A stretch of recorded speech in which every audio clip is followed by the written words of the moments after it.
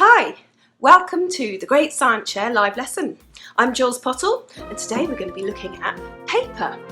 For our first investigation, which I did for DK not that long ago, we're going to do some opening flowers. So you're going to need some paper of different types. Maybe some newspaper, plain white paper, maybe some craft paper, and you're going to need a pen, because you might want to draw around something, a pair of scissors, and then you're going to need a tray, something to hold some water, so a tray that's got a little bit of depth to it, doesn't need much, and some water.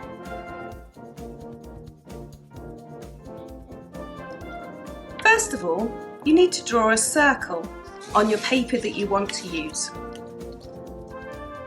And then you're going to draw some petals. I'm going to aim for 5. Then you need to cut it out.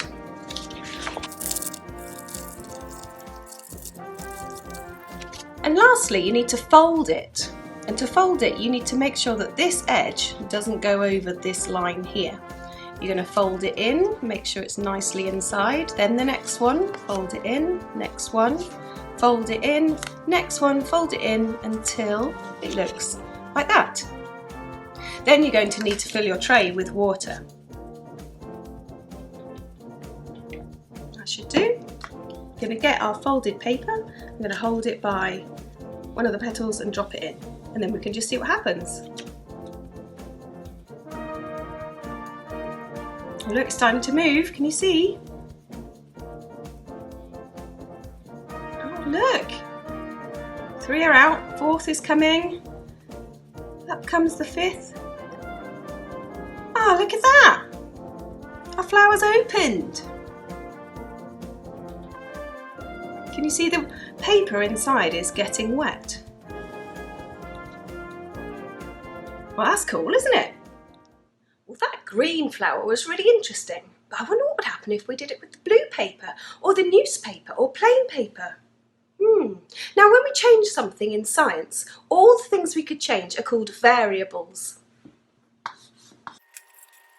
Let's see how many things we can think of that we could change on the flower. We could change the type of paper, but what else might make a difference? What about the number of petals? I wonder if that makes a difference to how fast they open. Now, I also wonder whether the shape of those petals, maybe big fat ones, are different from long thin ones. So let's put the shape. Now, I put mine in water. I suppose you could put them in something else, so maybe we could change the liquid. Now, my friend George, he said he'd like to change the temperature. So I'm going to put the temperature of the water on there. You could use hot water from the hot tap and medium water by mixing hot and cold, and then have cold water from the cold tap and try different temperatures of water. Wow, which one shall I choose? I think I'm going to go with the type of paper. Now, if I change the type of paper, I mustn't change anything else or we won't know what made the difference. So if I change the type of paper, then I have to keep the number of petals the same, and the shape of the petals, and the liquid that I put it in, and the temperature of that liquid all the same, so that I know if it's any difference in speed, it's all to do with the type of paper. So that means I'm going to have to make 3 flowers that look exactly the same. I know, I'll make one and then I'll draw around it to make the others. Here's on my paper. I think I'm going to try blue and green and newspaper. Right, I'm going to make myself some flowers.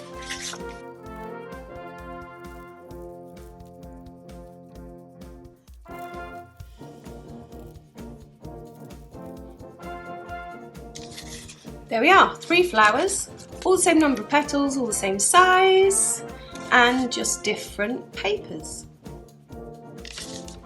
Time to fold them up.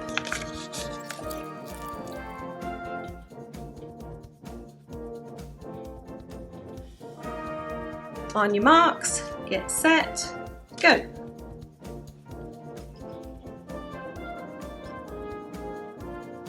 Ooh, that's close. That looks like the blue one's gone quickest. But this one's just not opening at all. Then the green. Well, that's interesting. That one's a bit of a failure, isn't it? But never mind. Fab. So it does make a difference which material you use. And I can tell that because I kept everything else the same. It was definitely the material that made the difference, and the blue one was quickest. Well, that's interesting. I wonder why. Let's have a look up close and see if we can see why. So I'm going to tear the paper and then use my easy scope to focus on it really close. This is like a little magnifier or microscope that you can plug in to your computer. So I'm going to use this and then I'll show you what I've got on the screen so you can see it up close too. If I put the camera over a torn edge, get that nice and focused, you can see all those tiny fibres. Each of those comes out of a plant and you see all the long fibres there.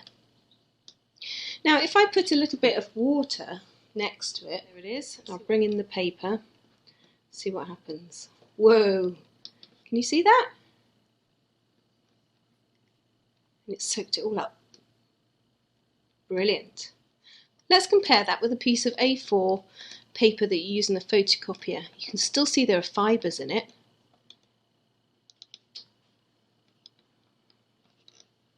Not quite so dramatic. It's going in. You can see it's absorbing, but it doesn't change colour so much, so you can't tell. There, you can see a slight change in the colour as it gets absorbed. You can see there's lots of spaces in there. It's easy for the water to get drawn into those spaces. Oh, you can see that getting in. Turning darker. Not as fast as the blue though. The blue was way better, wasn't it? And in comes a folded piece of paper. See what happens.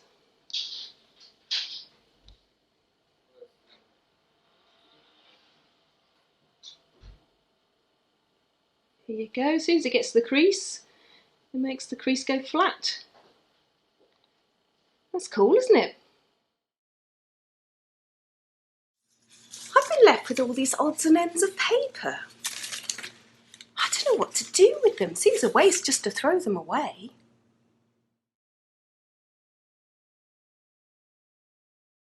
I'm going to tell you a story all about recycling, and it comes from this book by Storytelling Schools.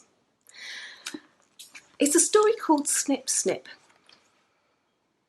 Once there was a little boy who loved his granddad.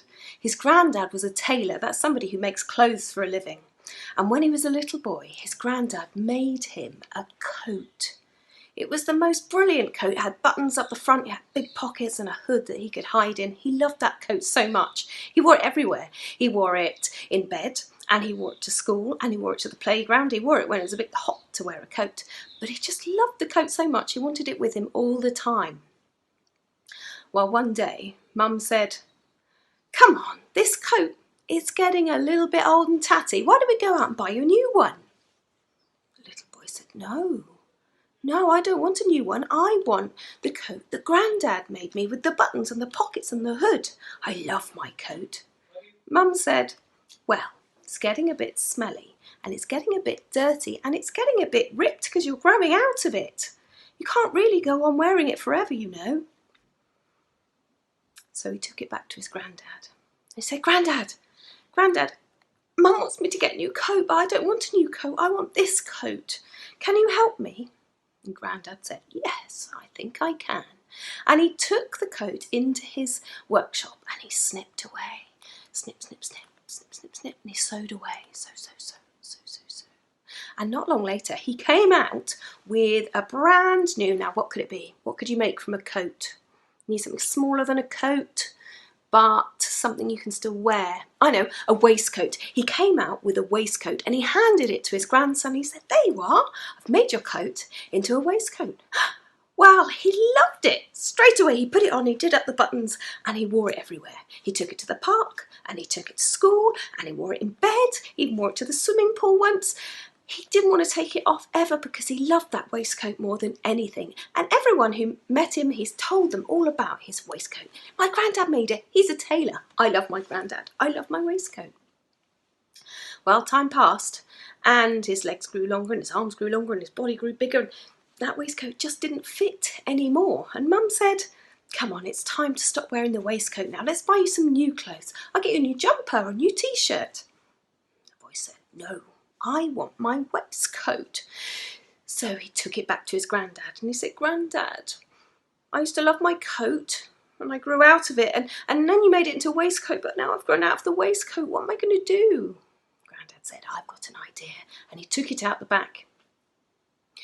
Now what could he make that waistcoat into? It needs to be smaller than a waistcoat, but something you can wear. I know, a cap.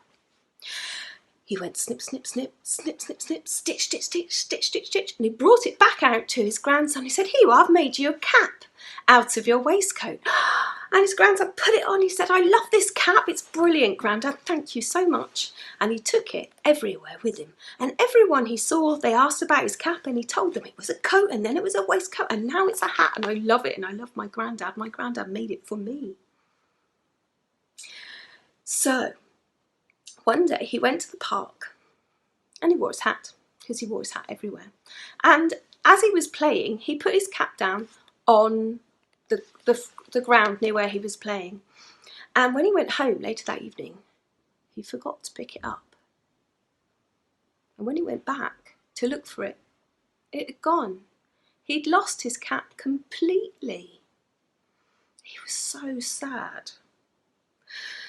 And he went to tell his granddad. He said, Granddad, you know the coat that you made into a waistcoat and then into a cap? Well, I've lost the cap and now it's gone forever.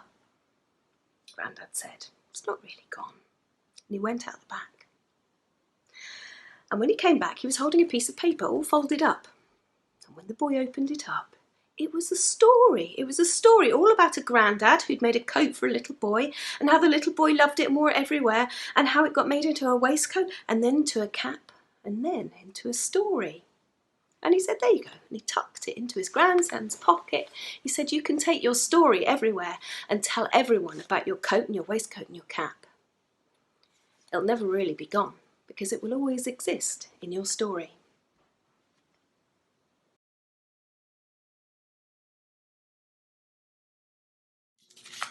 Well, that story gave me a great idea. I know what I'm going to do with these odds and ends. I'm going to make some recycled paper. Then I can use all the bits that are unusable now into one big sheet and then it will be usable again for something else. To make paper at home, you don't actually need any special equipment. You just need a sort of deep tray, something where you can spread a cloth over the top and there's room for water to drip through underneath. Then you need some cloths that fit over that tray with a little bit extra so that you can pin it on. And then you're going to peg it on with clips. So you need some pegs or clips. And then you're going to need a bowl to fill with paper and some water. And all your scraps of paper are going to go in here and put water over the top. And then we're going to blend it with a hand blender. So you need a hand blender like this one. Now you need a grown-up to help you at the point where you use this because it's got a blade inside that's sharp. So just be careful with the hand blender. And then you're going to need some spare cloths, one of which you're going to use to soak out all the water from the paper. So see if you've got those things and then we can make some paper together.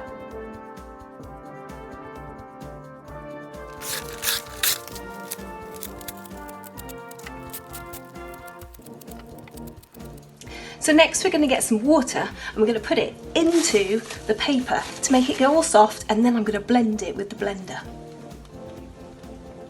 You need enough water to soak into the paper and create a bit of liquid. You need the mulch that we're going to make to be enough to move those particles of pulp around and give them room. Oh, look. That's interesting, there's some pink coming out. Can you see that's gone a bit pink? There must be some red in the ink that's on that paper. Right, I'm going to use the blender now, so this is an adults only moment. It does help if you put a tiniest smidge of dishwash, not too much, in. Can you see the pulp coming out?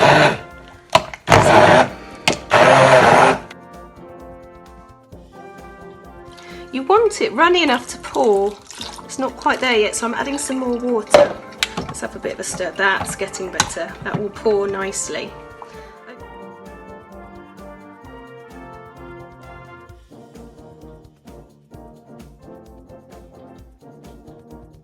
Well, that's interesting.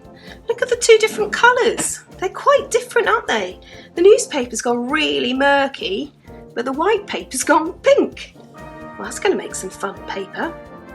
Next, I'm going to use my baking tray and I'm going to pin my cloth to it with some pegs.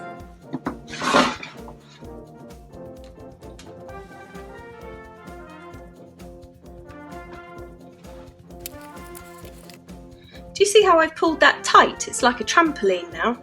And that means that when I pour on all that mulch, the water's going to go through, but the paper fibres should get caught on the top, which is what we want. We want to get the water sort of strained out. Now it's going to get messy, so that's why I want to buy the sink. So I can pour it. Now wherever it lands is where the paper's going to be. So if you see any gappy bits, you need to pour a bit more over it. It needs to be quite thick. Look for any gappy bits, go over those bits again. I need to get the water out from underneath, so I'm going to tip it this way because I'm going to tip this end into the sink. And if I just release that one and tip towards that corner, can you see all that water pouring out? You can hear it. Eventually you'll get to a point where not much more is coming out, and this is when you need to take the clips off, let it sink to the bottom, and we're going to get the other cloth. Now once you've laid this down, don't move it. So lay it down. Now we're not going to move it again. We're going to soak up the water, but we're not going to go like this, we're going to just dab. So if I press down, you can see you get a kind of sandwich of cloth and then paper and then cloth again, and you need to squish out all that moisture, and we're pressing, physically pressing all the fibres back together. Squeeze out the cloth. This is what I'm doing it next to the sink, and go again. Dab, press, squeeze.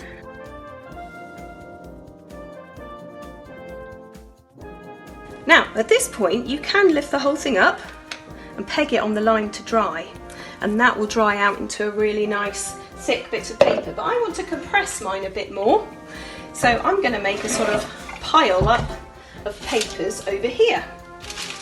Put down some newspaper, and then I'm going to really carefully pick up this paper so I don't dislodge anything, and lay it onto the newspaper like that, and then I can put that down and put heavy weights on it if I've got some, or just lean on it, which is what I'm going to do, and that will help some of the water to come out. Right, I'm going to make another one.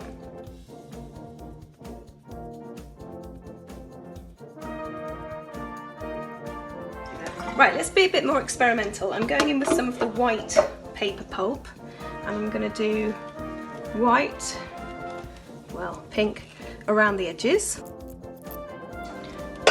And then I'm going to put some of the recycled newspaper in. Make a different colour, maybe a pattern. And then I'm going to sprinkle on some of these little red polka dots, dotty paper. Now this is the moment to put anything in that you like. If you've got some bits and pieces, you can put flowers, pressed flowers in it, you can put glitter in it if you've got some to use up before we all go over to environmentally friendly lives. Then you need to tip.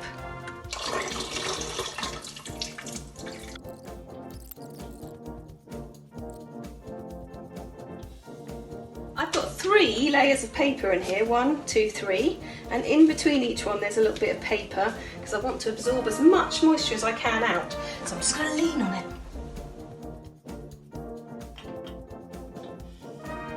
And now they're ready to go on the line.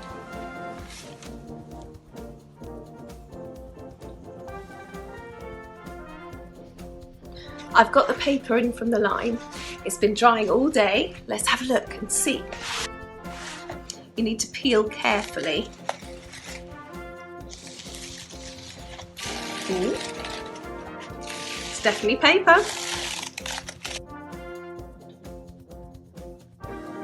Oh, look at that. All my red spots have just gone pink. Well, here's the grey and here's the white. They're not terribly different really are now they've dried. They were a much different colour before they dried. And here's my spotty one. You can see the grey patches in it. I do like my spotty one. Well, I wonder what you're going to make on your Great Science Share Day. If you make some paper and you use it for something specific, do let us know. I'd love to see what you make. I used mine for angel wings once on a Christmas project, but what might you want to use it for?